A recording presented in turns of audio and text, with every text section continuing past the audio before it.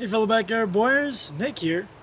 A while back I showed you guys how to make a 40-pound no heat longbow, a PVC longbow. It required no heat and it used tapered fiberglass core to give it its proper bend. I never really followed up to that video, so today I'm going to show you guys how to make a 70-pound no heat longbow. This uses 1-inch PVC pipe and has a core of fiberglass rods, just like the other one. Now this is similar to the bow we're going to be building. This is 70 pounds at 28 inches. And as you can see, it's got a pretty good length to it. I would say it's a longbow. Now this uses the exact same core. If you start with a longer pipe, and this one is 6 feet long, it pulls 45 pounds at 28 inches. And it's a nice little bow. But what's really nice about it is that it's definitely a true longbow. To build this bow, you're going to need 5 fiberglass rods. These are 4 foot long, 5/16 inch diameter fiberglass driveway markers. These are used for marking driveways or roadways. And they have these reflectors on top. You can usually find these at most hardware stores, and you want the 4 foot long ones, so 48 inch long driveway markers or fiberglass rods. This will become our core. You're going to need some duct tape. Any type of duct tape will work. It doesn't have to be colored. This will be used to bind our core together and also to create the friction fit that will keep the core inside of the bow. For the handle of the bow, I'm going to be using this pipe insulation. This is 3/4 inch pipe insulation. It's a little bit of a tight fit, but it doesn't add as much bulk as a 1-inch pipe insulation would. I cut this to 4 inches long. And for an arrow rest, I'm using a small plastic wire clamp. This is usually used for securing wire to boards, ceilings, that sort of thing. You can get these pretty inexpensively. This is made out of plastic, and this is a 1/4 inch size.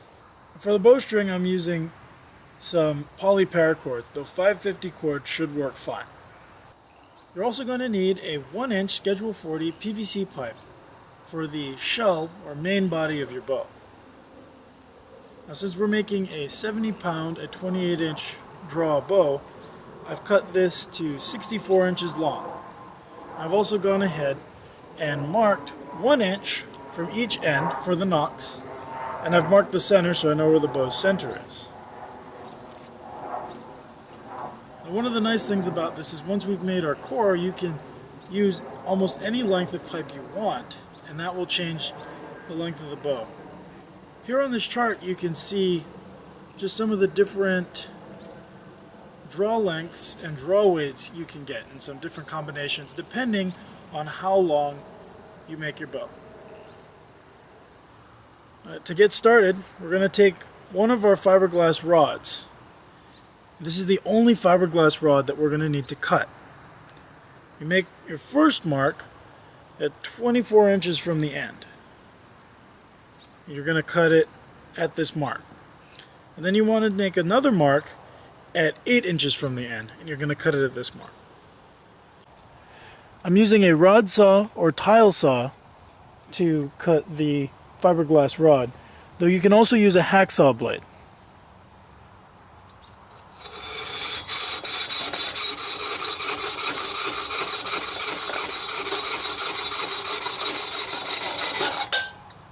Right, here are the 3 cut pieces. You want to also go ahead and mark them in the center.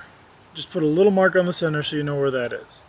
Now you want to take 2 of your rods and mark them at 30 inches from one end. We're not going to cut these. So now you want to take these 2 and just take one of them and turn it around and line up those 30-inch marks again.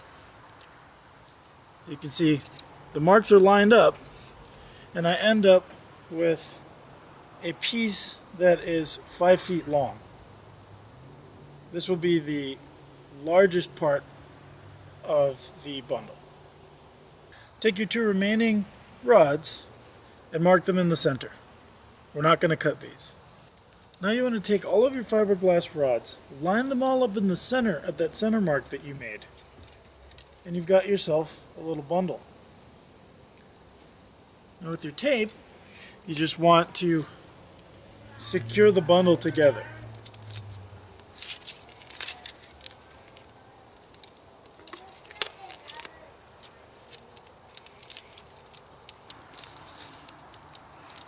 As you're doing this, make sure you put a piece of tape where there's an end of a pipe.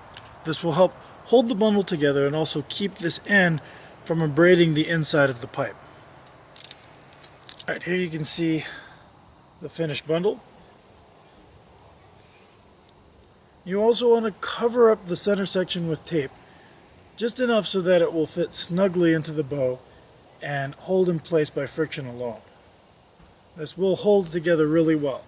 One thing to keep in mind is that if you cannot drive it in from one side very easily, you probably won't be able to ever get this out of the pipe. So it should be able to go in with a little bit of resistance. I'll show you what that looks like. Now that the core is finished, cut a 1/4 inch deep notch at the 1 inch mark. This will become the string knock.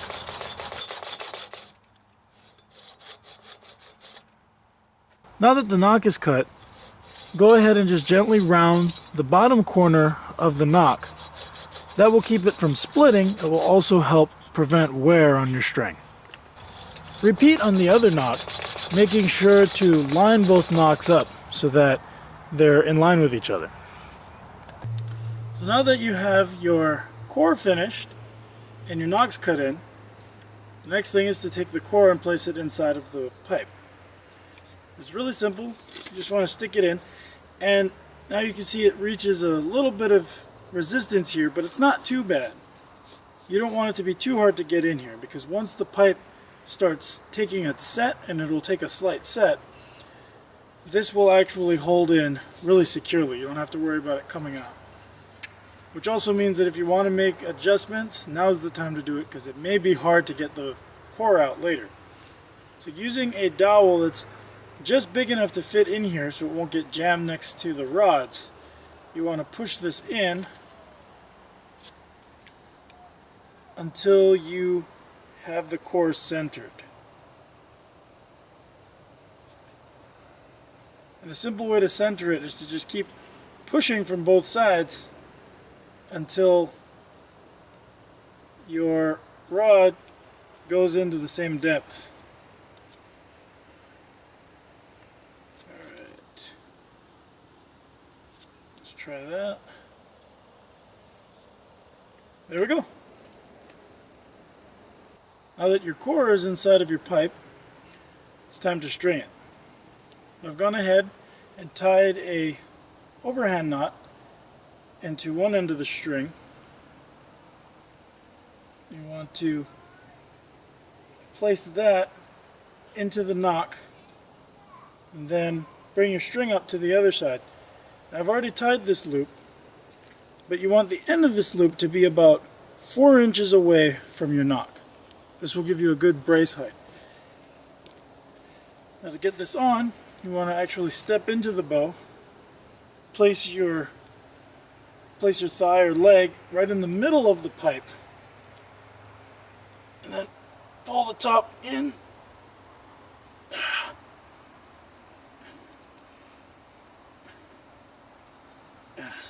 There we go.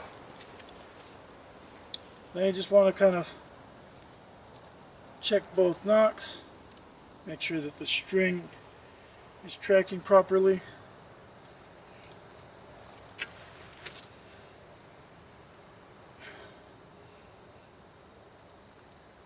Yeah, there we go.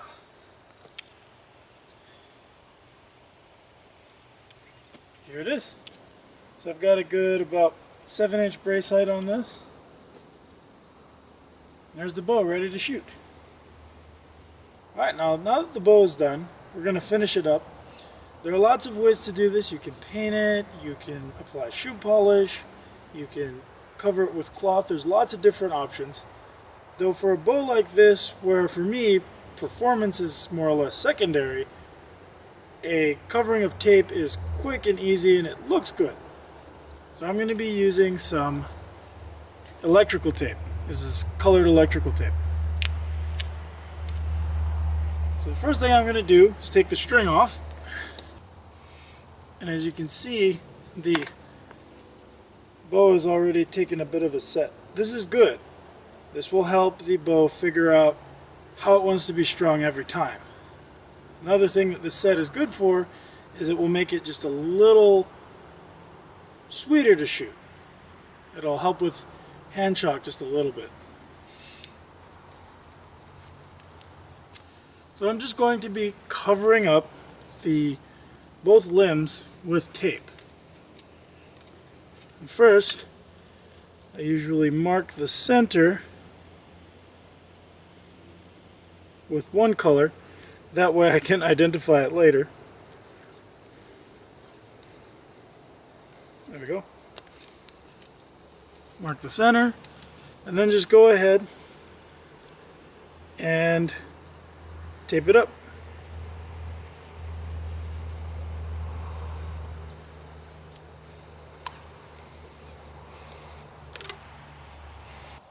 Alright, here's the bow all wrapped up.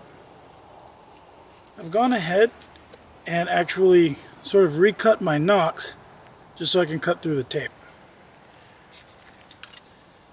Now go to the center of your pipe and you want to take your piece of pipe insulation. I've gone ahead and split it right at the seam. So you want to place it so that one side is about an inch to an inch and a half above this center. So about an inch above the green piece of tape should be fine. Now you want to close this up. Take your tape and wrap this handle.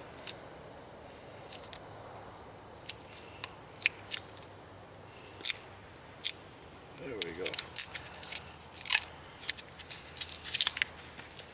So it's just really simple. I'm just spiral wrapping this, and you want the handle to close up. So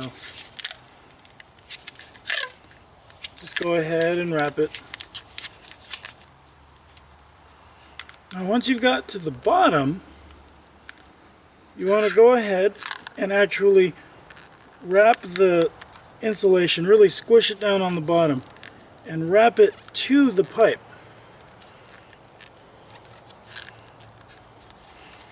This will keep your handle from moving later on.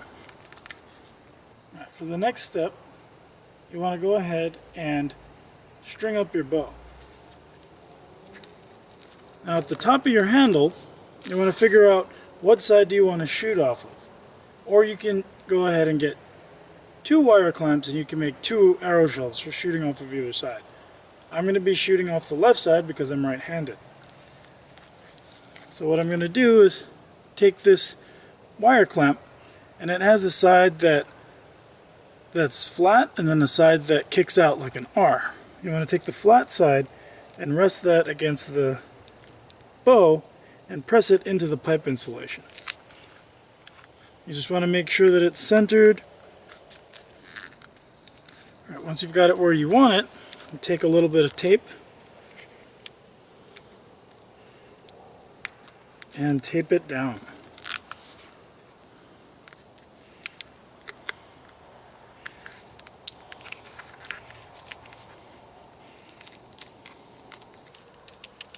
Wrap just above the handle, right above where the arrow rest is, right above the handle.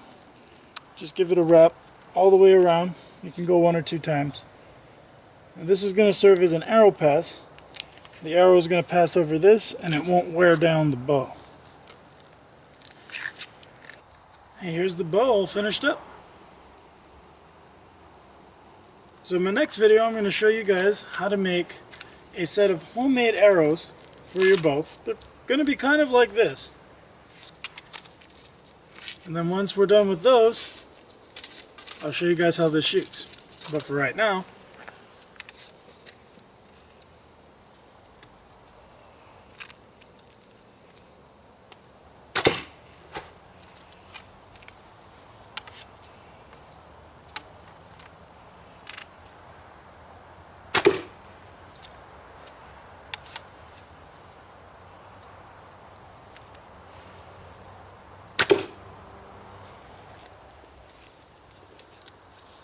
so there it is. Thanks for watching. I'll see you guys next time.